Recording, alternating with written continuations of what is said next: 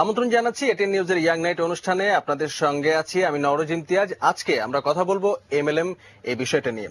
এই বিষয়ে কথা বলার জন্য আমরা আমন্ত্রণ জানিয়েছি ডক্টর আব্দুল নূর তুষার আপনাকে। আব্দুল নূর তুষার, আপনাকে আমন্ত্রণ আমাদের স্টুডিওতে ইয়াং নাইট অনুষ্ঠানে। ধন্যবাদ আমাকে এখানে ডাকবার জন্য। দর্শক, আব্দুল নূর তুষার, তাকে আমরা চিনি জনপ্রিয় উপস্থাপক, টিভি ব্যক্তিত্ব, লেখক হিসেবে। আজকে তার সঙ্গে আমরা কথা বলবো এমএলএম নিয়ে। এমএলএম নিয়ে এই আলোচনায় আপনিও চাইলে অংশ নিতে পারেন। ফোন করতে পারেন 81892147 থেকে 7 এই নাম্বারে। আপনারা চাইলে এসএমএস করতে পারেন যে কোনো মোবাইল থেকে 2233 এই নাম্বারে। প্রথমে লিখতে হবে YN স্পেস আপনার নাম স্পেস আপনার বক্তব্য। চাইলে ইমেলও করতে পারেন youngnnight@atnnewstv.com এই অ্যাড্রেসে।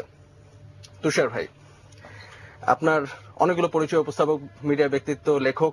আপনি বেশ কয়েক বছর আগে আপনি এমএলএম নিয়ে কিছু লেখালেখি করেছিলেন। এটা আসলে উৎসাহ থেকে, আমার যে কোনো কিছু দেখলে, নতুন কিছু দেখলে এটা সম্পর্কে জানতে ইচ্ছা করে। আমি কোনো বিশেষজ্ঞ না এমএলএম এর, কিন্তু আমি বেশ কয়েকটি জায়গায় এই বিষয়ে কথা বলেছিলাম। আমার মনে হয়েছিল যে এই বিষয়টি নিয়ে আমাদের কথা বলা উচিত, চিন্তা করা উচিত, কারণ অনেক লোক এটার মধ্যে যোগ দিচ্ছে এবং এটিকে আসলে ভালো মন্দ বা এটা করা উচিত কি উচিত না, এটি নিয়ে আরো আলোচনা হওয়া উচিত, যাতে করে মানুষ এক পর্যায়ে এসে কোনো কারণে এই ব্যবসা থেকে ক্ষতিগ্রস্ত না হয়। সাম্প্রতিক সময় আমরা এই এমএলএম নিয়ে অনেক আলোচনা শুনতে পাচ্ছি, তো এই জন্যই আজকে আমরা এই অনুষ্ঠানটা করছি। বাংলাদেশে তো আসলে অনেক দিন ধরেই বেশ কিছু কোম্পানি এমএলএম ব্যবসা করে আসছে, তো তারা আসলে ব্যবসাটা কেমন করে করছে, কিভাবে হচ্ছে? 12-13 বছর ধরে প্রায় এটা হচ্ছে। তবে এমএলএম জাতীয় ব্যবসা কিন্তু এর আগেও বাংলাদেশে ছিল।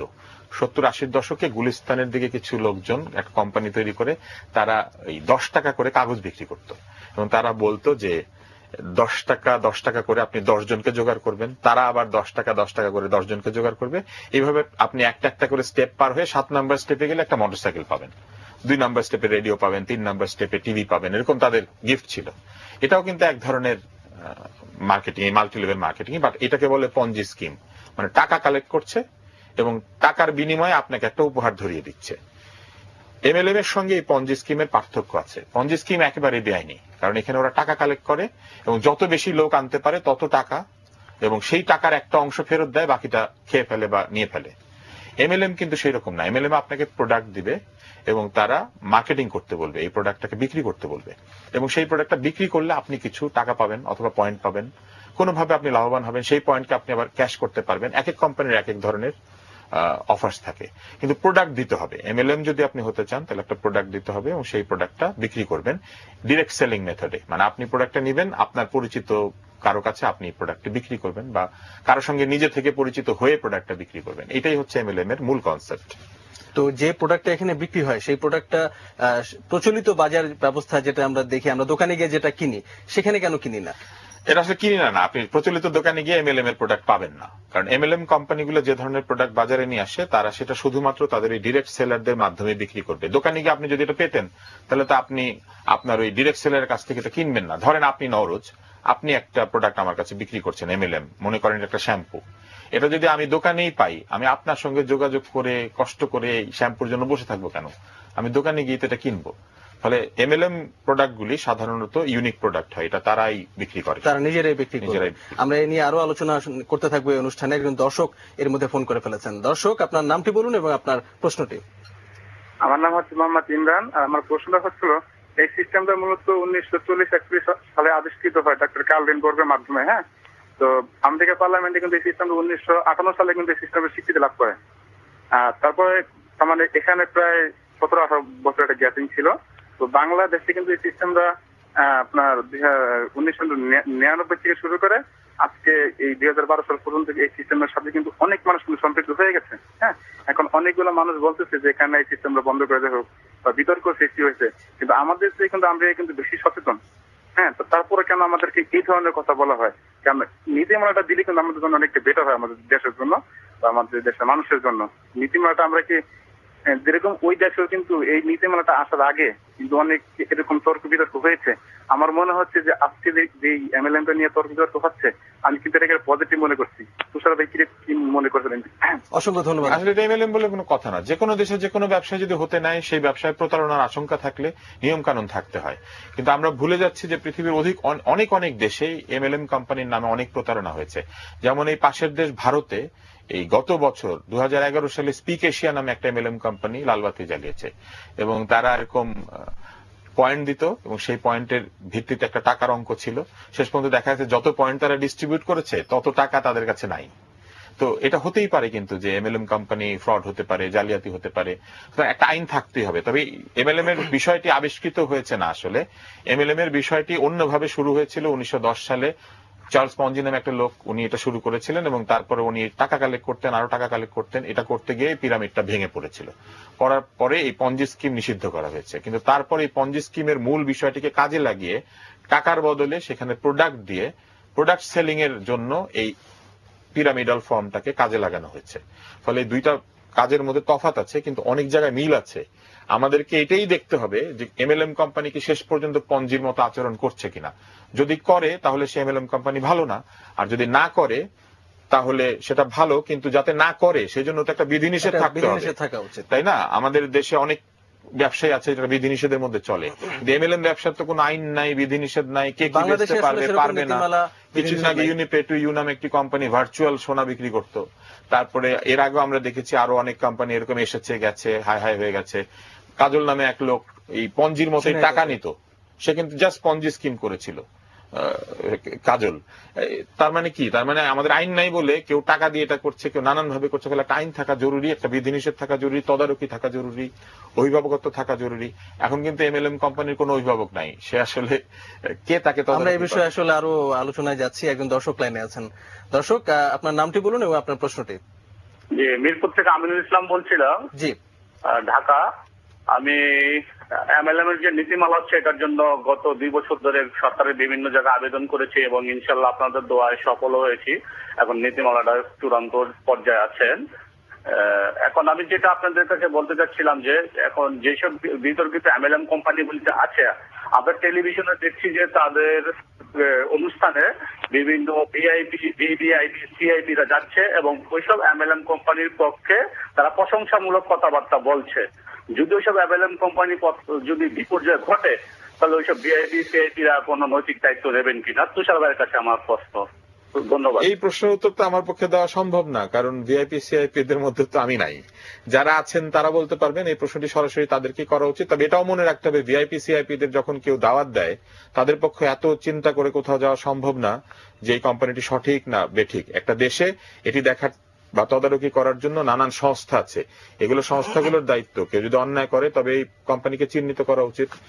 ভিআইপি সিআইপিরা দাওয়াত পান কোনো জায়গাতে বা কোনো জায়গাতে তাদেরকে গেস্ট করা হয়, তারা সেখানে যেতেই পারেন। নৈতিক দায়িত্ব এটা নিতে হবে কেন? ধরেন কেউ যদি ভিআইপি সিআইপি ক্রিকেট খেলা দেখতে যান প্রধান অতিথি হয়ে, ক্রিকেট খেলার মধ্যে যদি জুয়া হয়, সেই দায়িত্ব কি ভিআইপি সিআইপি? সেটা তো না। পাকিস্তান ক্রিকেট টিম জুয়া খেলেছে, সাউথ আফ্রিকার ক্রিকেট টিম জুয়া খেলেছে, সেজন্য তো ওই ক্রিকেট খেলা যারা উদ্বোধন করেছেন দায়িত্ব তো তাদের, তিনি তো কোনো দায়ী হতে পারেন না। একজন ক্ষতিগ্রস্ত ব্যক্তি আমাদেরকে মেইল করেছেন, মেইলটা আমি একটু পড়ি। আমি একজন স্টুডেন্ট, আমি এমএলএম এর দ্বারা প্রতারিত গ্রাহক। ইউনিপে টু তে অনেক টাকা হারিয়ে ফেলেছি। আপনারা আমার টাকা ফেরত দেবার ব্যাপারে একটু সোচ্চার হন প্লিজ। এমএলএম দ্বারা যারা ক্ষতিগ্রস্ত হচ্ছে তাদের ব্যাপারে হেল্প করেন। উনি যে হেল্পটা চেয়েছেন সেই হেল্প হয়তো আমাদের পক্ষে হয়তো করা সম্ভব না, কিন্তু আমি জানতে চাচ্ছিলাম যে এই ধরনের ক্ষতিগ্রস্ত মানুষের সংখ্যাটা বাংলাদেশে কিরকম এবং তারা কিভাবে আসলে ক্ষতিগ্রস্ত হয়? এই ক্ষতিগ্রস্ত কিরকম এটার কোনো সংখ্যা জানা নাই কিন্তু, কারণ এই ক্ষতিগ্রস্ত যারা হয়েছেন তারা কোথায় গিয়ে বিচার দিবেন বা কোথায় গিয়ে তাদের নাম নথিবদ্ধ করবেন বা কোথায় তারা লিপিবদ্ধ করবেন তাদের অভিযোগ, এরকম কোনো বিষয় তো নাই। কারণ কোনো আইনই তো নাই, কোনো সংস্থা নাই যারা এই বিচারটা শুনবেন। ফলে সংখ্যাটা আসলে জানা নাই। বলা হয় হাজার হাজার লক্ষ লক্ষ এরকম বলা হয়, কিন্তু নিশ্চয়ই আছেন। কারণ একজন যেমন এরকম বলেছেন। সমস্যাটা কোথায় আপনি দেখেন, এই যে ক্ষতিগ্রস্ত হয়েছেন বড় কারণ হচ্ছে এই কোম্পানিগুলো কিভাবে ব্যবসা করে, ভালো কোম্পানি খারাপ কোম্পানির মধ্যে পার্থক্য কি, বা কি করে আপনি বুঝবেন যে কোম্পানিটার ফেল করার সম্ভাবনা আছে কিনা, এই সম্পর্কে তো কোনো দিক নির্দেশনা বা কোনো সতর্কতা কিছুই তো নাই। আচ্ছা, গত প্রায় 12 বছর ধরে বাংলাদেশ ব্যাংক এবং সরকারের বিভিন্ন সংস্থা তারা হচ্ছে এমএলএম সম্পর্কে বেশিরভাগ ক্ষেত্রে নেতিবাচক একটা রিপোর্ট দিয়ে আসছে। তো এরপরও আসলে আমরা দেখিনি যে কখনো কোনো ব্যবস্থা নেওয়া হয়েছে বা মানুষকে সচেতন করার বিষয়ে কোনো উদ্যোগ সরকার বা অন্য কোনো তরফ থেকে ছিল। এটা কেন? এইখানে আসলে মানুষেরও কিছু আমি বলবো যে কিছু জায়গাতে সংযত হওয়া প্রয়োজন। যেমন ধরেন আমাদের শেয়ার বাজারে বিরাট লোভের কারণে অনেক লোক জমি জমা বিক্রি করে ঢুকে সর্বশান্ত হয়েছেন। আপনি যখন এত বড় ঝুঁকি নেবেন, নিজেরও কিছু বিষয় সম্পর্কে জেনে নেওয়া বা চেষ্টা করা উচিত। এখন ইন্টারনেট আছে, এখন তথ্য প্রযুক্তি অনেক উন্নত হয়েছে, যারা এই ধরনের ব্যবসা যাবেন তাদেরও ভালো করে জেনে বুঝেই ব্যবসাগুলিতে যাওয়া উচিত। একটা জায়গায় সমস্যা আছে, সেটা হচ্ছে আমাদের সতর্কবাণীগুলি খুবই জেনারেল বা খুবই আমি বলবো জেনেরিক টাইপের, যে শুধু বলা হয় যে আপনারা বিনিয়োগ করার সময় সতর্ক থাকবেন। কি করে সতর্ক থাকবো? কি কি জিনিস দেখবো? কি দেখা উচিত? কিভাবে বুঝবো যে ভালো কোম্পানি খারাপ কোম্পানি কি? এই ব্যাপারে তো কোনো ট্রেনিং এডুকেশন কিছু নাই। আমি এই কথাটা সবসময় বলি যে আমাদের পুরো বাংলাদেশের একটা দুর্বল জায়গা হচ্ছে বাংলাদেশের মানুষ আর্থিক ব্যবস্থাপনা ব্যাপারটা বুঝে না। আমাদের দেশে অর্থই সকল অনর্থের মূল এটা বলে, এবং এটা বলে বলে এমন একটা অবস্থা করেছে যে মানে আর্থিক ব্যবস্থাপনা শেখা বা নিজের ফান্ড ম্যানেজ করা এই ব্যাপারগুলো সম্পর্কে আমাদের সাধারণ মানুষের কোনো ধারণা নাই। মানে তাদেরকে আপনি যে লোভ দেখাবেন সেই লোভই তারা বুঝে। তাদেরকে বললে হ্যাঁ 1 লাখ টাকা দাও, মাসে মাসে 10,000 টাকা দিব, তারা বিশ্বাস করে, যেটা আসলে একটা অবাস্তব ব্যাপার। 1 লাখ টাকা দিলে মাসে মাসে 10,000 টাকা, মানে সাধারণ মানুষ সম্ভবত খুব সহজে বড়লোক হতে পারবে, এই কারণে সম্ভবত এমএলএম এ যুক্ত হয়। এটা কি আসলে কি বড়লোক হওয়ার সহজ উপায়? দরিদ্র দেশে তো আসলে সবাই কিছু অর্থ উপার্জন করতে চায়, বড় হতে চায়। আর যে দেশে কাজ নাই, বেকারত্ব আছে, সেখানে তো যদি কেউ বোঝে যে মাত্র কিছু টাকা দিলে ঘরে বসে টাকা পাওয়া যাবে, এরকম কোন ঘটনা ঘটলে তো মানুষ আসলে সেখানে ঝাঁপিয়ে পড়ে। কাজলের বেলায় তাই হয়েছিল ঝিনাইদহে। কিন্তু এটা আসলে একটা অসম্ভব ব্যাপার যে একটা ব্যবসা আপনাকে 1 লাখ টাকায় মাসে মাসে 10,000 টাকা দিবে, বা একটা অবাস্তব অঙ্ক যদি কেউ বলে। নিজের বিবেচনার আসলে একটা ব্যাপার, নিজের বিবেচনার ব্যাপার আছে, কিন্তু সেটা তো মানুষ বিবেচনা করছে না। এটা তো খানিকটা দায় মানুষেরও আছে। আমরা একজন দর্শকের সঙ্গে কথা বলি। দর্শক, আপনার নামটি বলুন এবং আপনার বক্তব্য। আসসালামু আলাইকুম। আমার নাম আমানুল্লাহ, আমি মগবাজার থেকে বলছি। জি, আমার কথা হলো যে এই জিনিসটা আপনার জ্যেষ্ঠটা শুরু হয়েছে আপনার 2000 সালের থেকে 12 বছর হয়ে গেছে গা। এখন আমরা তো এটাতে জড়ায় গেছি। এখন যদি এটা ক্ষতিগ্রস্ত হয় আমাদের জন্য কি চিন্তা যে 12 বছর আগে এটা খবর নিল না। এখন আপনারা এত কিছু করতেছেন, এত মানে ধরা অনেক আলোচনা হচ্ছে আসলে, সেক্ষেত্রে আপনি চিন্তিত? এখনো পুরোপুরি আসে নাই। এখন আমাদের কি হবে? আমাদের সিআইপি বিআইপি সবই তো গেছে জড়িত, কিন্তু এখন আমাদের কি অবস্থা হবে যদি এটা কি খারাপই হয়? যে আমরা আলোচনা করেছি। অসংখ্য ধন্যবাদ আপনাকে তুষার ভাই। উনি খুব মানে মৌলিক একটা প্রশ্ন করেছেন যে আসলে এই প্রশ্নটা যেমন মৌলিক, আবার এটাও মৌলিক প্রশ্ন যে 10-11 বছর ধরে যদি কেউ সচেতন না হয়ে থাকে তাহলে সচেতন হতে তো হবে কোথাও না কোথাও গিয়ে, এবং এই বিষয়গুলোকে তো খতিয়ে দেখতেই হবে। কারণ একটা দেশের আর্থিক ব্যবস্থাপনার জন্য তো এই বিষয়গুলো খতিয়ে দেখা জরুরি, যে এই ব্যবসাগুলো একটা নীতিমালার মধ্যে বা একটা নিয়ম নীতির মধ্যে পরিচালিত হচ্ছে কিনা। ফলে আমাদের কি হবে, এই প্রশ্নটির চাইতে বেশি জরুরি হচ্ছে যে যাতে ক্ষতি না হয় সেজন্য কাউকে না কাউকে তদারক করতে হবে, বিষয়টাকে অডিট করতে হবে, দেখতে হবে, পরীক্ষা করতে হবে, যাতে করে ভবিষ্যতে আরো মানুষ বেশি ক্ষতিগ্রস্ত না হয়। আমরা দেখি যে যখন এ ধরনের কর্মকাণ্ড চারপাশে হতে থাকে তখন সরকার প্রথমে খুব একটা ব্যবস্থা নেয় না, কিন্তু পরবর্তীতে যখন ব্যাপারটা অনেক বড় আকার ধারণ করে তখন সরকার হঠাৎ করে বেশ সক্রিয় হয়ে ওঠে। তো এটা আসলে কেন হয়? দর্শকের কিছুক্ষণ আগে এটা যে কোনো দরিদ্র দেশের একটি বড় সমস্যা। আমাদের দেশের সরকারের যে ব্যবস্থা সেটি অনেক, আমি বলবো যে অনেক সীমাবদ্ধতা আছে। যেমন বহু এসেনশিয়াল সার্ভিসে সরকার মানুষ দিতে পারছেন না, সরকারের আয়ের সীমাবদ্ধতা আছে, আর্থিক সীমাবদ্ধতা আছে। যেমন এই দেশে তো নার্সের সংখ্যা, ডাক্তারের সংখ্যা আরো বেশি হওয়া উচিত, হাসপাতালের সংখ্যা দ্বিগুণ হওয়া উচিত বা 3 গুণ। ফলে আরো অনেক সমস্যা আছে বলে সরকার অনেক জায়গাতে নজর দিতে পারেন না। কিন্তু আসলে এই বিষয়গুলিতে নজর দেওয়া জরুরি। আমাদেরকে বুঝতে হবে যে কিছু কিছু জায়গা আছে যেখানে অধিকতর মনোযোগী হতে হবে এবং এগুলো দেখতে হবে। তাই সরকার নজর যদি দিতে শুরু করেন সেটাকে আমাদের উৎসাহই দেওয়া উচিত যে সরকার আমাদের স্বার্থ দেখার চেষ্টা করছেন। এটা তো কোনো অন্যায়, আতঙ্কিত না হয়ে বরং পুরো ব্যাপারটিকে পরীক্ষা নিরীক্ষা করে যদি একটি কোম্পানি ভালো হয় সেটা নিশ্চয়ই পাওয়া যাবে এবং সেই কোম্পানিটি ভালো হিসেবে টিকে থাকবে, আর যে কোম্পানিগুলো খারাপ সেগুলো বন্ধ হয়ে যাবে। কিন্তু পরীক্ষা নিরীক্ষা যদি করাই না হয় তাহলে একটা ভালো কোম্পানির নিচে তো আরো 50টা খারাপ কোম্পানি জন্মে টাকা পয়সা মেরে দিয়ে চলে যাবে, যেটা গেছে। কিন্তু অনেকগুলো কোম্পানি এরকম হয়েছে, আমরা দেখেছি গত কয়েক বছরে। তো সেটা যে বারবার হোক সেটাকে আমরা চাই? আমরা তো চাই না। ফলে আমার মনে হয় যে এই বিষয়গুলো নিয়ে অবশ্যই পরীক্ষা নিরীক্ষা করা উচিত। বাংলাদেশ ব্যাংক যদি পরীক্ষা করে থাকে, সরকার যদি মনোযোগী হন, তাহলে এটা ওনারা ভালো কাজই করছেন।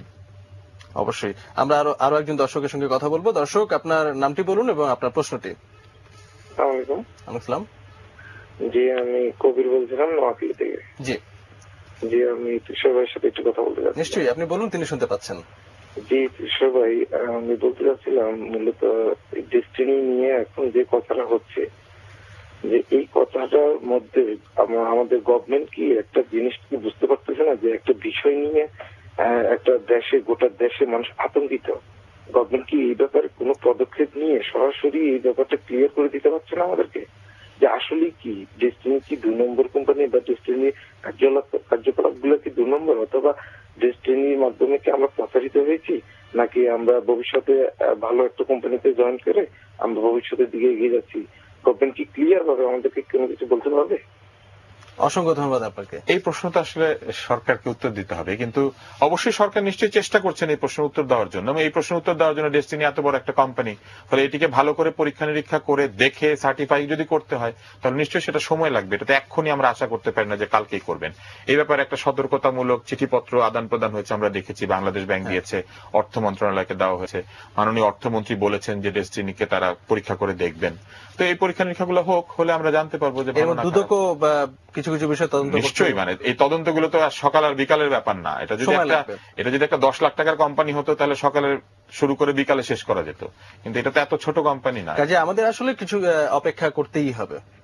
আরো একজন দর্শক লাইনে আছেন, আমরা তার সাথে কথা বলে আসি। দর্শক, আপনার নামটি বলুন এবং আপনার বক্তব্য। হ্যালো দর্শক, বলুন আপনার বক্তব্য, আপনার নামটি। জি, আসসালামু আলাইকুম। আমি কুমিল্লা থেকে সাকিব বলছিলাম। জি, নিশ্চয়ই বলুন। আমি কুমিল্লা ভিক্টোরিয়া বিশ্ববিদ্যালয়ে অনার্স 4th ইয়ার একজন স্টুডেন্ট। আমার প্রশ্ন তুষার স্যারের কাছে। জি জি স্যার। Hello sir. জি বলেন। স্যার, আমরা যখন স্যার ইউনিপেতে ইনভেস্ট করছিলাম স্যার, তখন প্রায় এটা 1.5 বছর পর্যন্ত ব্যবসা করছিল স্যার, কিন্তু 18 মাসের মাথায় এসে স্যার সরকার এটা বন্ধ করে দিচ্ছে স্যার। আমরা যারা ইনভেস্ট করছি স্যার, যেটা ইনভেস্ট করছি সেখানে আমরা ক্ষতিগ্রস্ত হয়ে গেছি স্যার। এখন টাকাটা ফেরত পাওয়ার ব্যাপারে স্যার আপনারা কোনো উদ্যোগ নিবেন কিনা সাংবাদিক সমাজ? তারপর স্যার একটা প্রশ্ন, যখন দেখলাম এটা অবৈধ স্যার, তখন দেখলাম আমাদের এটিএম ব্যাংক, আমাদের সাংবাদিক সমাজের আদর্শ ম্যাডাম দেখলাম স্যার, আমাদের রাষ্ট্রীয়, আমাদের কেন্দ্রীয় ব্যাংকের সাবেক গভর্নর ফরাজউদ্দিন সাহেব আহমেদ সাহেব যদি একটা অনুষ্ঠান করলো এখানে, কিন্তু এখন আমাদের টাকাটা আটকে রয়েছে স্যার। টাকাটা ফেরত দেওয়ার ব্যাপারে সরকার ব্যবস্থা নিবেন কিনা স্যার, সেটা জানাবেন। আসলে এবার এমএলএম নিয়ে কথা বলতেই হবে। যখন কোন এমএলএম কোম্পানি বায়োবিও প্রোডাক্ট বিক্রি করে, যেমন ইউনিপে টু ইউ নাকি বলেছিল, আমি যা শুনেছি এবং জেনেছি যে তারা কোন একটা সোনার জায়গাতে সোনা কিনে রাখে এবং সেটার দাম বাড়ে কমে, দেশের বাইরে ভিতরে কোথায় রেখেছে এটা আমরা জানি না, কিন্তু এরকম গাল গল্প যদি কেউ বিশ্বাস করেন এবং অর্থ খাটিয়ে দেন, তাহলে এই বিষয়ে আসলে রাষ্ট্রের কি করা সম্ভব? রাষ্ট্র কিন্তু চেষ্টা করেছে এবং আরো ক্ষতিকে প্রিভেন্ট করেছে, এবং 1.5 বছরের মাথায় না, যে কোনো এই ধরনের কোম্পানি কোনোটা 1.5 বছরে, কোনোটা 2 বছরে, কোনোটা 3 বছরে ভেঙে পড়বে। কারণ এই ধরনের বায়োবিও প্রোডাক্ট যারা বিক্রি করে বা একটা অসম্ভব বস্তু যারা বিক্রি করতে থাকে, তাদেরকে কোথাও না কোথাও গিয়ে ভেঙে পড়তেই হবে। এটা ভেঙে না পড়া ছাড়া এটার কোনো গতি নাই। ফলে ইউনিপে টু ইউ কেউ বন্ধ না করে দিলে এটা নিজে নিজে বন্ধ হতো। এবং এই বিষয়গুলো তো যিনি বিনিয়োগ করবেন তাকে সতর্কতার সঙ্গে জেনে আরো 10টা জায়গাতে খোঁজ নিয়ে যে এই ধরনের কোনো করা সম্ভব কিনা, এই বিষয়গুলো তো জানতে হবে এবং জেনে বিনিয়োগ করতে হবে। আমি অবশ্যই এই ক্ষতিগ্রস্ত যারা আছেন তাদের সঙ্গে সমব্যথী, কিন্তু এই অর্থ ফেরত পাওয়া যাবে না এটা বুঝতে পেরেই তো সরকার বন্ধ করেছে। নইলে আরো লোক টাকা দিত, আরো লোকের টাকা আটকে যেত এবং আরো টাকা ফেরত পাওয়া যেত না। যে টাকাগুলো ফ্রিজ করা হয়েছে, আমি শুনেছি যে বিভিন্ন জায়গাতে আমরা পড়েছি আসলে যে কিছু অ্যাকাউন্ট ফ্রিজ করা হয়েছে, এখন নিশ্চয়ই কোন একটা পরিকল্পনার মাধ্যমে কেস আছে, মামলা আছে, সেটা নিষ্পত্তির পরে এই টাকা পয়সা কোনো না কোনো ভাবে হয়তো কিছু কিছু হয়তো ফেরত পাবেন কেউ, বাট এটা তো আসলে কেউ বলতে পারে না যে কত টাকা ফেরত পাওয়া যাবে। আমি স্পিক এশিয়ার কথা বলি, স্পিক এশিয়া পয়েন্ট দিত এবং সেই টাকা দিত না, সেই পয়েন্টের যে ডিস্ট্রিবিউশন, মানে টাকার বদলে পয়েন্ট বলতো যে আপনার 100 পয়েন্ট আছে, 200 পয়েন্ট আছে, 500 পয়েন্ট আছে, এবং 500 পয়েন্ট সম পরিমাণ টাকা আপনি কোনোদিন চাইলে আমাদের কাছ থেকে নিতে পারবেন। এখন স্পিক এশিয়ার দেখা গেল যত পয়েন্ট তারা দিয়ে ফেলেছে ওগুলাকে টাকায় রূপান্তরিত করলে যত টাকা হয় সেই টাকা তো তাদের কাছে নাই। যেমন আমি আপনাকে সহজ বিষয় বলি, কোন একটা কোম্পানির যদি 50 লাখ গ্রাহক থাকে এবং তাদের যদি 100 পয়েন্ট করে থাকে, তাহলে টোটাল পয়েন্ট কত? 50 কোটি। 50 কোটি পয়েন্ট যদি আপনার এরকম হয় যে প্রতি 100 পয়েন্টের দাম হচ্ছে 100 টাকা, তাহলে এটা একটা একইভাবে বাড়তে থাকবে। ফলে এই পয়েন্টগুলো যদি কালকে থেকে দেখা যায় যে সবাই গিয়ে চাইতে শুরু করে, তাহলে পয়েন্টের বিনিময়ে টাকা দিতে হবে। তো স্পিক এশিয়া এই জন্য বন্ধ হয়ে গেছে। স্পিক এশিয়ার পয়েন্টের বিপরীতে যত টাকা ছিল সেটা অনেক টাকা ছিল। এখন আমি সাধারণ হিসেবে বলি, ধরেন আপনাকে আমি 25 পয়েন্ট দিলাম, দিয়ে বললাম যে 25 পয়েন্টের ভ্যালু হচ্ছে 100 টাকা, তাহলে 100 পয়েন্টের ভ্যালু হচ্ছে 400 টাকা। তাহলে 50 কোটি পয়েন্টের ভ্যালু হচ্ছে কত টাকা? 200 কোটি টাকা, বাড়তি 300 কোটি টাকা বাড়তেই থাকবে। ফলে এই জায়গাগুলোতে আসলে আমাদেরকে সতর্ক হতে হবে, দেখতে হবে যে কোনো কোম্পানি এমন ভাবে পয়েন্ট ডিস্ট্রিবিউট করে দিচ্ছে কিনা যে পয়েন্টকে ক্যাশ করলে কালকে কোম্পানির কাছে এত টাকা নাই, কিংবা কোম্পানি এমন কোন প্রোডাক্ট দিয়ে দিচ্ছে কিনা যে প্রোডাক্ট আসলে শেষ পর্যন্ত অপ্রয়োজনীয় বাজে প্রোডাক্ট, কিংবা কোম্পানি শুধুমাত্র সদস্য সংগ্রহ করার জন্য মানুষকে উৎসাহ দিচ্ছে কিনা। মনে রাখতে হবে ভালো এমএলএম কোম্পানি সদস্য চায় না, তারা প্রোডাক্ট বেশি বিক্রি হোক সেটা চায়। আর খারাপ এমএলএম কোম্পানি বলতে থাকে আপনি আরো সদস্য আনেন, আরো আনেন, 10 লাখ থেকে 20 লাখ, 20 লাখ থেকে 50 লাখ, 50 লাখ থেকে 1 কোটি, খালি তারা এই সদস্য চাইবে, কারণ তাদের প্রোডাক্ট নাই, প্রোডাক্ট কম। অথবা তারা বায়বীয় প্রোডাক্ট বিক্রি করবে, এই যে সোনা, কোথায় আছে সোনা কেউ জানে না, কিন্তু তারা সেটা বিক্রি করে। কেউ হয়তো বলবে একটা মাঠ দেখিয়ে যে এই মাঠে আমরা 1 লক্ষ গাছ লাগাবো, আপনি এখনই গাছগুলা কিনে ফেলেন। এই ধরনের বায়বীয় জিনিস যদি কেউ বিক্রি করতে থাকে সেইটা আমাদের সতর্ক হতে হবে, কারণ এটা হয় না। আমি যদি আপনাকে বলতে পারি একটা গোয়াল ঘর দেখিয়ে, আমি নরজ আপনাকে বললাম যে এটা গোয়াল ঘর, এটার মধ্যে একটা গরু হবে, গরুটা একসময় বাছুর হবে, সেই বাছুরটার দাম হবে 1 লক্ষ টাকা, আপনি আজকে আমাকে কিছু টাকা দিয়ে এই বাছুরটা কিনেন, এটাকে আমি আপনাকে বলতে পারি না। কিন্তু মানুষ এই ধরনের প্রতিশ্রুতিতে বিশ্বাস করছে, করে গোয়াল ঘরটা দেখে ভিতরে 10টা বাছুর কিনে ফেলছে। এটা হলে তো অসুবিধা, এটা হলে যে কোনো জায়গাতে গিয়ে কারো না কারো ঠকার সম্ভাবনা থেকে যায় একটা পর্যায়ে গিয়ে। আমরা এই বিষয়ে আরো অনেক আলোচনা করব, ছোট্ট একটা বিরতি নিচ্ছি। দর্শক, ছোট্ট একটা বিরতি নিচ্ছি, কোথাও যাবেন না, আমাদের সঙ্গেই থাকুন, ফিরছি কিছুক্ষণ পরেই।